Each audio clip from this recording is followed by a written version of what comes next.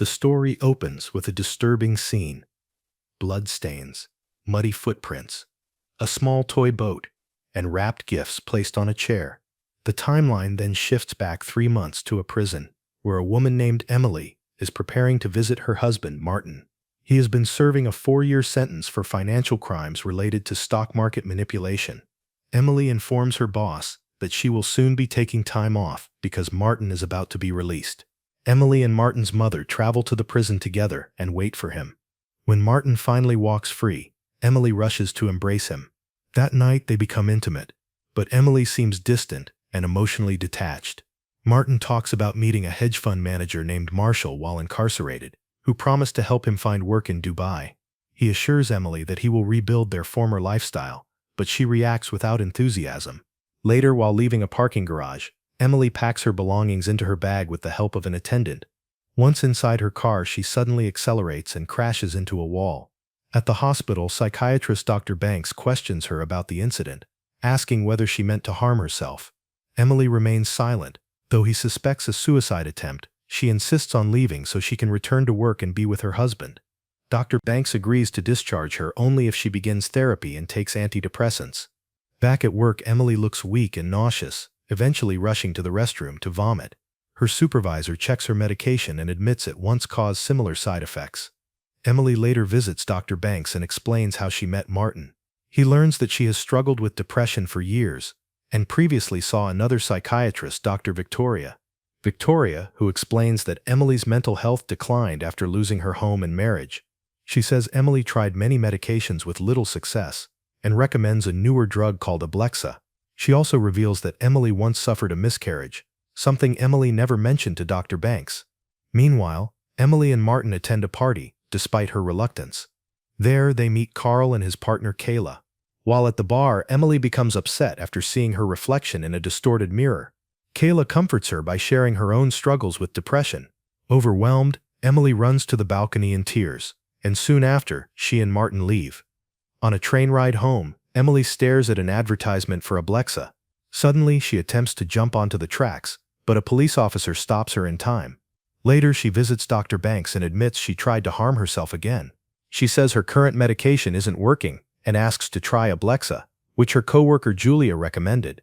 Dr. Banks agrees and prescribes it. At a lunch meeting, pharmaceutical representatives promote a new anxiety drug called Delatrex, but most doctors decline to participate in trials. Dr. Banks remains interested. After starting Ablixa, Emily seems happier. She and Martin go on dates and enjoy a more comfortable life. One night, however, Emily wakes up, turns on loud music, and starts cooking breakfast while sleepwalking. Martin tries to stop her, but she doesn't respond. During a follow-up visit, Martin asks if Emily can stop the medication. She refuses, claiming it helps her sleep and gives her energy. Dr. Banks suggests alternatives, but Emily insists on continuing. He adds another drug to control her sleepwalking. Martin later prepares to meet Marshall in prison, hoping for business opportunities in Houston. At the same time, one of Dr. Banks's patients joins the Delatrex trial. One day, Emily notices a toy boat at a store. She arrives late to work and admits she missed her stop on the train. Her supervisor sends her home. That evening, she takes her medication and later prepares dinner, seemingly for 3 people. When Martin returns and sees the table set and a gift on a chair, he suspects she is sleepwalking again. He goes to the kitchen and finds Emily cutting food. When he asks if she is asleep, she suddenly stabs him repeatedly until he dies. Emily then calmly returns to bed. The next day, police question Emily. She claims she was sleepwalking and woke up to find her husband dead. Dr. Banks is called to the station and learns that Emily has been asking for him. He mentions that she missed their appointment the night before. Investigators question why the table was set for 3. Dr. Banks explains that her medication can cause sleepwalking. The assistant district attorney states that Emily could be either responsible for murder or a victim of medical negligence, potentially leading to legal action against Dr. Banks. Dr. Banks speaks with Dr. Ploria, who explains that Emily cannot be charged with murder because she had no memory of the incident and lacked criminal intent. He later consults a lawyer, who confirms that similar cases have resulted in acquittals when suspects were unaware of their actions. Troubled by the situation and fearing for his career, Dr. Banks begins to lose sleep. Emily is later visited by Martin's grieving mother. Emily gives her a letter, which Martin's mother reads aloud on television. A talk show invites the manufacturers of Ablixa to respond, but they refuse. A psychiatrist named Dr. Peter appears on the program and discusses the required warning labels for antidepressants like Ablixa. Soon reporters surround Dr. Banks's home, and his patients grow anxious, worried they might suffer the same fate as Emily. His professional conduct is reviewed by medical authorities. An investigator questions his heavy workload, and Dr. Banks explains that his wife lost her job, forcing him to take extra shifts to cover expenses. He reassures his wife Deirdre that everything will work out.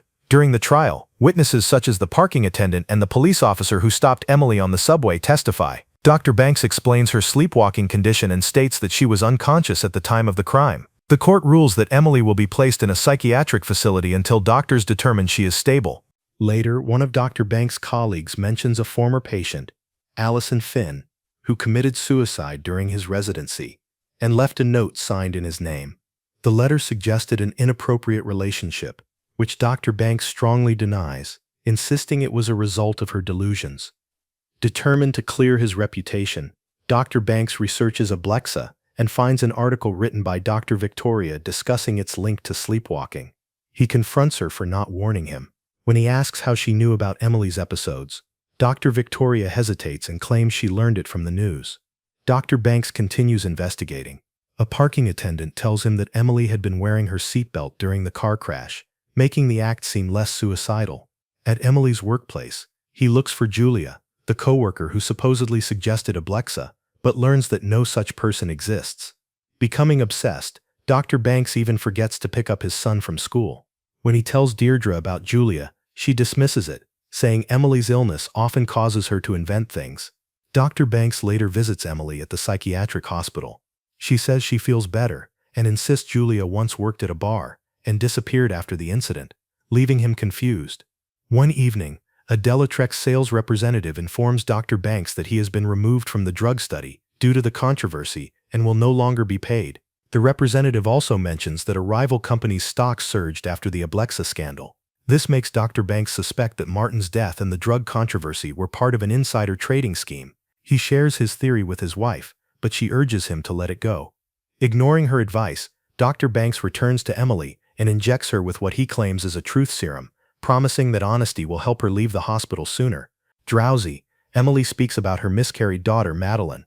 When asked if she killed Martin for money, she says she loved him before falling asleep. Dr. Banks later tells the district attorney that he gave Emily no medication, only saline, and claims her behavior proves she is pretending. He insists she has been lying all along. However, the prosecutor orders him to stop, explaining that the case has already been decided. During another visit to the hospital, Dr. Banks notices Dr. Tater's name on the visitor log and confronts her. Soon after, she emails him photos suggesting he and Emily are having an affair. When Deirdre sees the images, she slaps him and leaves. That night, Dr. Banks receives a voicemail from Dr. Victoria, asking if he saw the photos and requesting a meeting.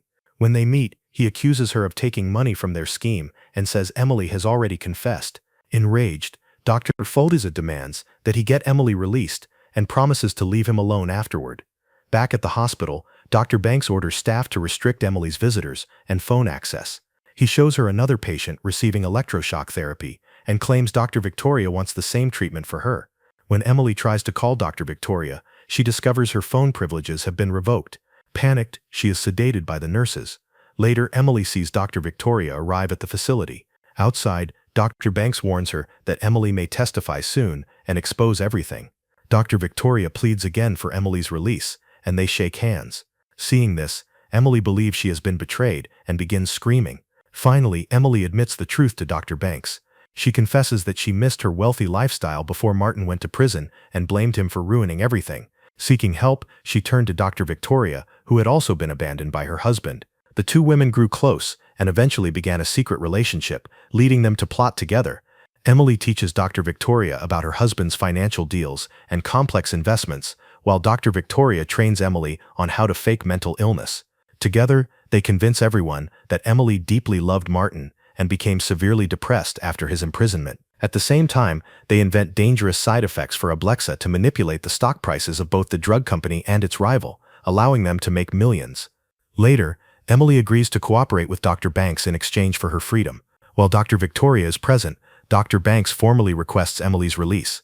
During a therapy session, Emily steps into Dr. Victoria's office. Dr. Victoria dismisses her patient, claiming she has an emergency. Inside, Dr. Victoria reveals that she hid their stolen money in 2 offshore accounts, one in Dubai and another in the Cayman Islands. As she continues confessing, she suddenly realizes that Emily is wearing a hidden recording device. When she opens the door, police officers are waiting and immediately arrest her. Afterward, Emily visits Dr. Banks's office, where he prescribes medication to control her violent anger. Furious, Emily storms out. Outside, she finds the district attorney, her lawyer, and Martin's mother waiting. Overcome with emotion, Martin's mother slaps Emily. She tries to run, but police chase her down and take her into custody. In the final scenes, Dr. Banks picks up his son from school and drives him to his wife's home, beginning to rebuild his life. Meanwhile, Emily remains confined in a psychiatric hospital, staring blankly through a window. If you enjoyed this story, don't forget to like and subscribe.